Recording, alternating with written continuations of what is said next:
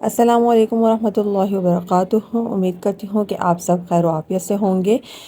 आज जो है हम थोड़ा जल्दी उठ के ऊपर आ गए थे, क्योंकि जो है आज हमारे घर में मेहमानों ने आना था और उनकी दावत थी दोपहर की। ज़्यादातर दावत जो है हमारे घर में रात की होती है, लेकिन आज जो है वो दोपहर की दावत थी। और ये वीडियो कुछ दिनों पहले की है।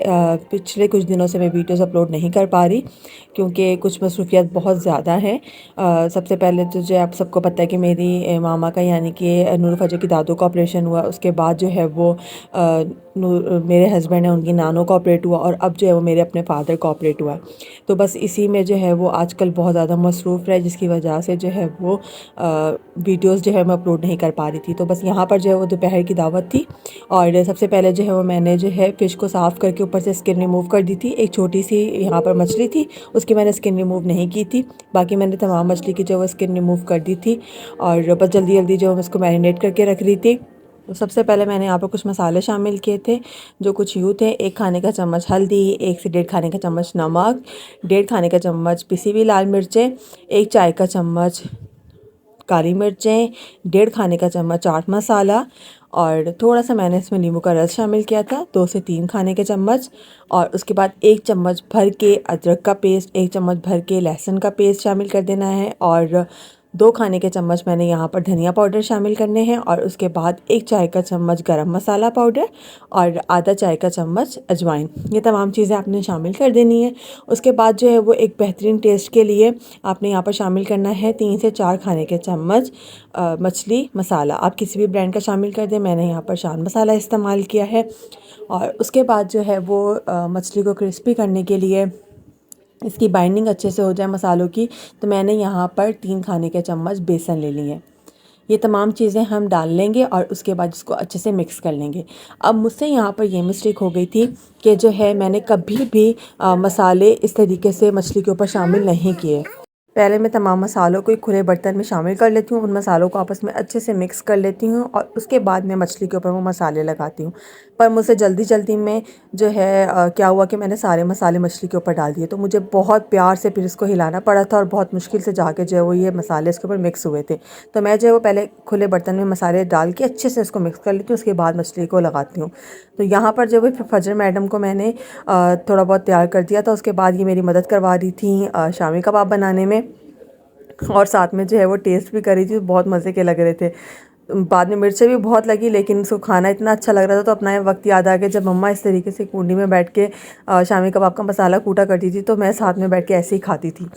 तो मछली को मसाला लगा के रख दिया था। उसके बाद मैं यहाँ पर एक बहुत सिंपल से बोनलेस चिकन के जो है वो पुलाव बना रही थी। बहुत सिंपल तरीके से बना रही थी। मैंने सबसे पहले क्या किया था कि 1 कप ऑयल ले लिया था, उसके अंदर मैंने बोनलेस छोटे छोटे पीसेस में अपने चिकन को कट कर लिया था, उसको शामिल कर दिया। जब अच्छे से तरीके से चिकन फ्राई हो गया, उसका कलर चेंज हो गया, तो उसमें मैंने जो है वो अदरक लहसुन का पेस्ट शामिल कर दिया। 1 चम्मच अदरक का, 1 चम्मच लहसुन का। उसको अच्छे तरीके से पकाने के बाद मैंने यहाँ पर कुछ साबुत गर्म मसाले शामिल कर दिए जो बेसिक से हम तड़का लगाने के लिए शामिल करते हैं या हम पुलाव वगैरह में शामिल करते हैं। अब इसको अच्छे से 1 से 2 मिनट के लिए फ्राई कर लेंगे। इस तरीके से आप चावल बना के देखिएगा, बहुत मज़े के लगते हैं और मेहमानों को भी बहुत पसंद आए। तो यहाँ पर जो है मैंने 1 प्याली जो है मटर शामिल कर दिए थे। और आपको पता है मटर आ जाए तो सर्दियों में तो दिल करता है, मुझे तो बहुत ज़्यादा पसंद है, मेरा बस ना चले मैं हर चीज़ में जो है वो मटर शामिल कर दूँ। मैक्रोनी बनाती हूँ तो उसमें मटर शामिल कर देती हूँ, चावल बनाती हूँ तो उसमें हर चीज़ में मुझे मटर बहुत पसंद है। तो मैं सर्दियों में मुझे ये मेरी फेवरेट सब्ज़ी है। उसके बाद में यहाँ पर जो है वो मैंने 1 प्याली दही की शामिल कर दी थी। अब इसको हमने दही के साथ अच्छे से भून लेना है और इसमें जो है वो हमने ज़्यादा मसाले नहीं शामिल करने, हमने सिंपल से मसाले शामिल करने हैं। वो ये कि 1 हरी मिर्चों का पेस्ट शामिल करेंगे और थोड़ी सी काली मिर्चें शामिल करेंगे। तो मैंने यहाँ पर क्या किया था कि 10 से 12 जो है वो हरी मिर्चें ले ली थी, उनका पेस्ट बना लिया था, उसको शामिल कर देंगे। मैं जो हूँ यहाँ पर 1.25 किलो चावल का पुलाव बना रही थी, तो मैंने उसके अकॉर्डिंग यहाँ पर नमक शामिल कर दिया था, तकरीबन 4 खाने के चम्मच। और उसके बाद जब हमने इसको मिक्स कर लेना है, यहाँ पर मैंने 1 खाने का चम्मच काली मिर्चें शामिल कर दी हैं।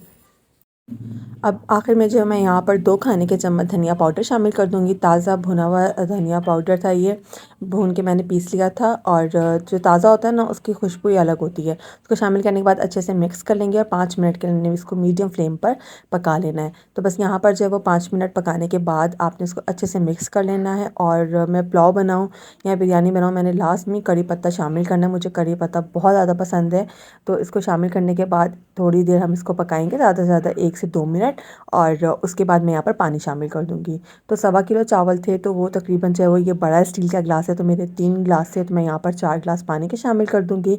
और अगर आप जो है वो बासमती चावल इस्तेमाल कर रहे हैं और आपको पानी का हिसाब सही से नहीं आता है, गड़बड़ हो जाती है, तो आप बस ये क्या करें कि आप 1 गिलास से अपने चावलों को नाप लें और 1 गिलास एक्स्ट्रा पानी डाल दिया करें, बस काफ़ी होता है।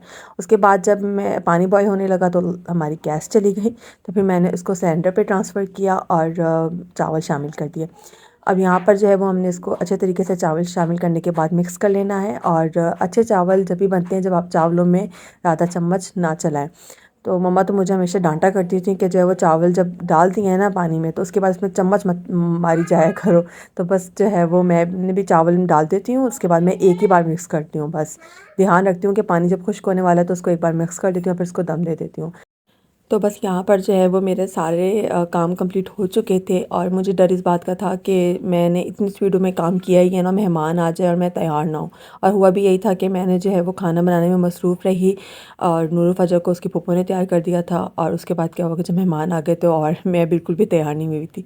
फिर मैंने भी जो है वो नॉर्मल से कपड़े पहने थे, मैंने चेंज ही नहीं किए और बस उनको खाना वाना सर्व किया, क्योंकि ऑलरेडी देर हो चुकी थी, 2 ढाई बज चुके थे। बस यहाँ पर मैंने जल्दी जल्दी जो है वो रायता बनाया, मेरा सालन तैयार था, मछली मैरिनेट करके रखी हुई थी और कबाब भी तैयार थे और चावल भी जो है वो बस बनने वाले थे।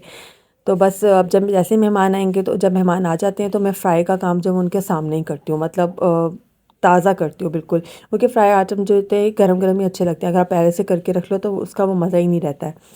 तो बस जो है वो जल्दी जल्दी मैंने अपना काम कंप्लीट किया, रायता फ़ाइनल किया। यहाँ पर हमारे चावल बिल्कुल दम के लिए तैयार हो चुके थे, मैंने चावलों को जो है वो दम दे दिया। और वही हुआ, मैंने आपको बताया ना कि मेहमान आ गए थे और फिर खाना तो तैयार था, लेकिन जल्दबाज़ी में मुझसे ये हुआ कि मैंने जो है वो चावलों को दम खोलने के बाद रिकॉर्ड नहीं किया। तो बस जो है वो यहाँ पर मैं फ़िश फ्राई करना स्टार्ट कर चुकी थी।